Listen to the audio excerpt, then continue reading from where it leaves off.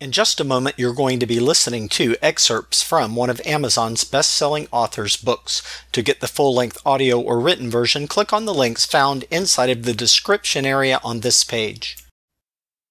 Pinpointing the reasons behind your lack of motivation.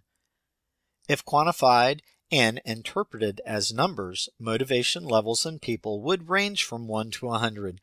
Some would get 100 simply because they are motivated and driven. An example of this would be Steve Jobs back when he first started Apple in the garage of his parents' house. Why was he so motivated and driven? For starters, he had an idea, and he was smart enough to know how to implement his idea. He knew that the world needed a different approach to computers. He knew that he could usher in a new era, an era that slowly evolved into the many tablets, computers, and other gadgets that we use today.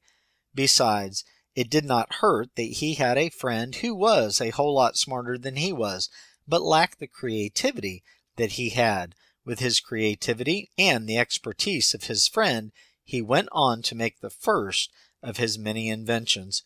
As you can see, his motivation came from something deep inside him, something that he could see in the future, something that he knew he could change. He envisioned something and he went after it. He motivated himself enough to the point that he looked for ways to turn his vision into a reality. Still, there were times that he felt down and had little to no motivation at all. He felt depressed. He felt that nothing was going his way. This shows that Steve Jobs, much like any of us, can go from 100 to 1. This concludes the sample. To get the full-length audio or written version, go to the description area now and click on the appropriate link.